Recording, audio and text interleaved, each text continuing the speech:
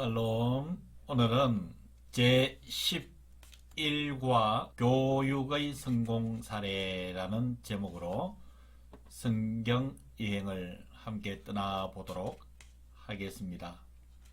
11과의 제목은 제사장 나라의 교육 성공 사례를 룻기서를 통해서 우리들에게 알려주고 있습니다. 여러분들이 룻기의 내용이 무엇인지는 잘 아실 것입니다. 그래서 이 룻기 속에 드러나 있는 제사장 나라 교육의 성공 사례를 보아스와 룻을 통하여서 설명을 해주고 있습니다. 11과의 배경이 되는 룻기서의 전체의 내용을 살펴보면 먼저 나오미의 귀향과 룻의 선택입니다.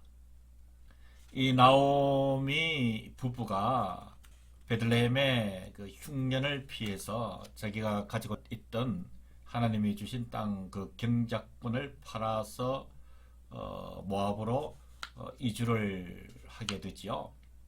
실패하고 맙니다. 다시 베들레헴으로 귀향하면서 룻이 시어머니를 따라서 베들레헴으로 돌아오는 그 내용이죠. 두 번째는 이렇게 시어머니의 고향으로 돌아온 이 룻이 극적으로 보아스를 만나게 됩니다.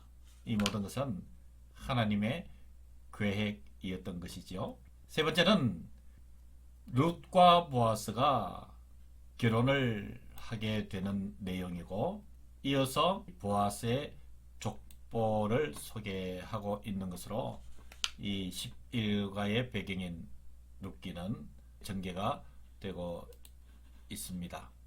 11과의 시간은 사사시대입니다. 사사시대 어느 한 부분에 일어난 사건을 기록하고 있습니다. 그리고 이 11과의 공간은 베들레헴입니다. 여기에 나타난 중요한 인물은 룻 그리고 남편이 되는 보아스, 룻의 시어머니인 나오미, 이 세 사람이 중요한 인물로 등장을 하게 됩니다. 제사장 나라의 법은 참 아름다운 법이지요. 하나님께서 이 룻기서 즉 11과를 통해서 원하시고 계시는 것은 바로 이 하나님의 아름다운 제사장 나라의 법이 실현되기를 원하고 있습니다. 그 의미를 정리하면 이렇습니다.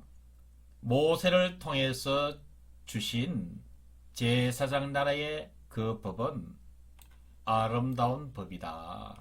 그리고 멀리 있는 것이 아니라 매우 가까이 있다라고 말씀을 해주고 있습니다.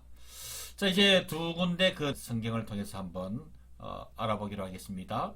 신명기 30장 11절에서 14절에 의하면은 내가 오늘 내게 명령한 이 명령은 내게 어려운 것도 아니요 먼 것도 아니라 하늘에 있는 것이 아니니 네가 이르기를 누가 우리를 위하여 하늘에 올라가 그의 명령을 우리에게로 가지고 와서 우리에게 들려 행하게 하랴 할 것이 아니요 라고 말씀을 해주고 있습니다.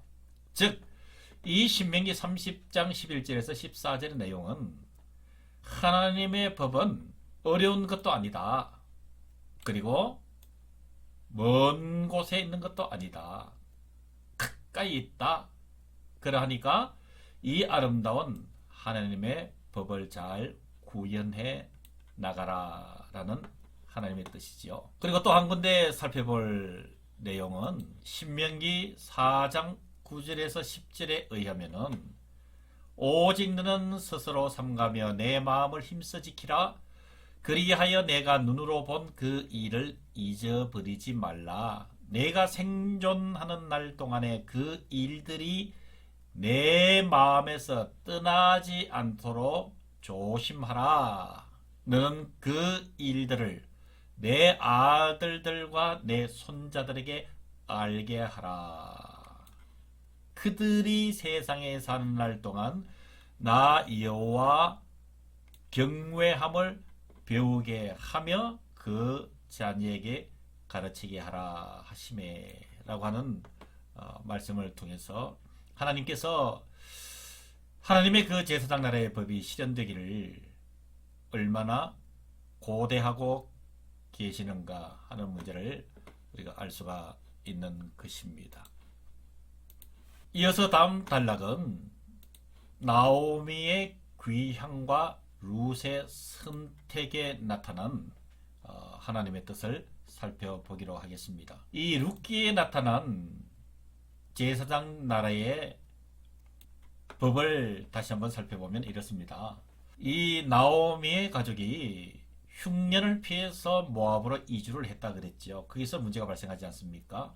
그래서 이 흉년이라고 하는 것은 레위기에서 말씀해 주신 징계의 1단계였습니다. 자, 룻기 1장 1절을 보면은 사사들이 치리하던 때에 그 땅에 흉년이 드니라 유다 베들레헴의 한 사람이 그의 아내와 두 아들을 데리고 모압 지방으로 가서 거류하였는데 라는 말씀을 한번 생각해 보시기를 바랍니다. 결국은 이 나오미의 가족이 흉년 때문에 모압으로 이주를 했는데 그 흉년이 바로 하나님의 징계였다라고 하는 것이 룻기 1장 1절을 통해서 알 수가 있습니다.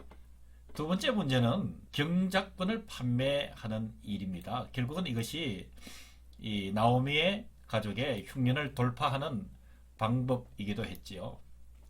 이 경작권의 문제는 하나님의 율법에서부터 시작이 됩니다. 하나님께서 여호수아를 통해서 12지파에게 가나안 땅을 분배할 때에 하나님의 원칙이 그 12지파의 인구 숫자에 따라서 크고 작은 땅들을 분배를 했지 않습니까? 그때 하나님은 분명히 말씀하셨습니다. 내가 준 이 땅을 너희들은 임의로 사고 팔지 말아라. 그래서 하나님이 주신 그 땅을 보존하고자 하셨던 하나님의 의지를 우리가 잘 알고 있지 않습니까? 그러나 이 경작권에 대해서는 하나님께서 판매할 수 있도록 사고 팔 수 있도록 허락하신 부분도 있습니다. 그래서 이 나오미의 가족은 흉년을 피해서 모압으로 가서 살아야 되니까 자기들이 가지고 있던 그 땅의 경작권을 팔아서 돈을 만들어서 이주를 하게 됐죠. 룻기 1장 6절에 보면은 그 여인이 모압 지방에서 여호와께서 자기 백성을 돌보시사 그들에게 양식을 주셨다 함을 듣고 이에 두 며느리와 함께 일어나 모압 지방에서 돌아오려 하여 라는 말씀을 한번 비교해서 살펴보시기를 바랍니다. 세 번째 또 룻기에서 나타난 제사장 나라의 법은 좀 생소한 말입니다만 계대 결혼법이라고 있습니다. 계대 결혼법. 이것도 하나님께서 만드신 법인데요. 예를 들면 이렇습니다. 어느 가정에 형제가 있는데 그 한 형제가 후사가 없이 자식이 없이 죽었습니다. 그러면은 그 형제가 그 형수가 되든지 제수가 되든지 그 여인에게로 들어가서 그 형제의 대를 이어주는 것입니다. 이것이 하나님의 법인데 한자로 풀어서 표현하면은 계대결혼법이라 이렇게 얘기를 할 수 있습니다. 자, 룻기서 1장 12절에서 13절을 보면은 이렇게 말씀을 합니다. 내 딸들아 되돌아가라. 나는 늙었으니 남편을 두지 못할지라. 가령 내가 소망이 있다고 말한다든지 오늘 밤에 남편을 두어 아들들을 낳는다 하더라도 너희가 어찌 그들이 자라기를 기다리겠으며 어찌 남편 없이 지내겠다고 결심하겠느냐. 이 나오미의 그 남편을 잃은 그 문제, 그리고 나오미의 두 아들이 있었지 않습니까? 그 아들이 모압에서 죽었지 않습니까? 홀로 된 두 며느리에 대해서 대를 이어갈 수 있는, 그리고 이 시어머니 나오미가 그들에게 어떤 대책을 강구해 줄 수 있는 길이 없죠. 그래서 하나님께서 세워주신 이 계대 결혼법을 통해서 뒤에 나옵니다마는 보아스와 만나게 되어서 보아스로 하여금 이 계대 결혼을 성사시키는 내용이 뒤에 나올 때에 자세하게 다시 말씀을 드리도록 하겠습니다. 예, 오늘은 제11과 여기서 마무리하도록 하고요. 다음 주에 11과의 나머지 부분을 살펴보기로 하겠습니다. 여러분 수고하셨습니다. 다음 주에 뵙겠습니다. 살롬.